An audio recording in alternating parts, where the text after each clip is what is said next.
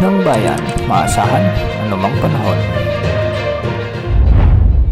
Magandang araw po sa ating lahat. Narito ang latest update ukol sa lagay ng panahon ngayong araw ng Huwebes, September 5, 2024. Sa kasalukuyan ay patuloy pa ring lumalayo sa ating bansa ang dating si bagyong si Enteng na may international name na Yagi. Habang papalapit ito sa Hainan Province o sa may mainland China, posible pang lumakas ang bagyong ito kaya nakakaapekto pa rin ang outer rain bands nito o ang extension o trough sa may northern Luzon. Dahil nga dito, asahan ng mga pag-ulan pa rin sa may Cordillera Administrative Region, Cagayan Valley, Ilocos Norte at Ilocos Sur, dulot ito ng trough o extension ng bagyong si Yagi o dating si bagyong si Enteng. Asahan naman ang maulang panahon dulot ng southwest monsoon sa may Pangasinan, Zambales, Bataan at Occidental Mindoro.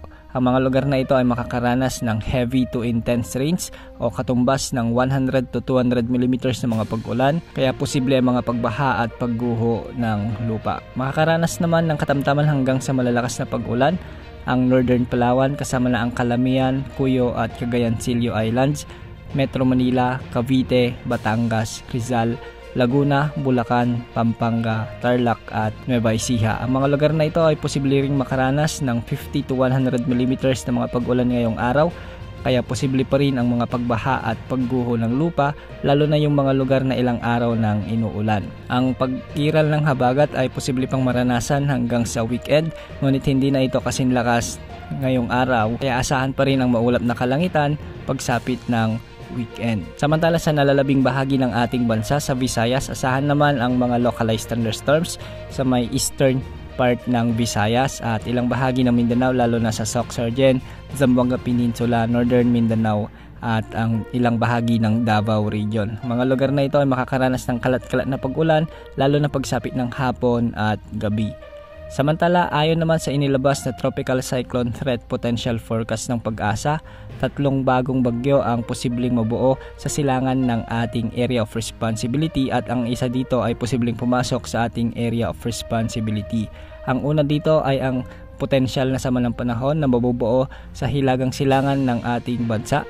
Ngunit hindi naman ito nakikitang papasok sa ating Area of Responsibility, bagkos ay kikilos ito patungo sa Japan. Ang ikalawa naman ay posible ring mabuo sa hilagang silangan ng ating Area of Responsibility sa silangan ng Northern Luzon at posibleng lumapit ito ng bahagya, ngunit hindi naman nakikitang papasok o tatama sa anumang bahagi ng ating kalupaan. Posible lamang maghila ito ng habagat o southwest monsoon na siyang posibleng magpaulan sa ilang bahagi ng ating bansa sa mga susunod na linggo. At ang pangatlo naman ay isang potensyal na sama ng panahon na posibleng mabuo sa silangan ng Mindanao. Ang potensyal na sama ng panahon na ito ay posibleng kumilos ng hilagang kanluran sa mga susunod na araw at posibleng maging isang malakas na bagyo.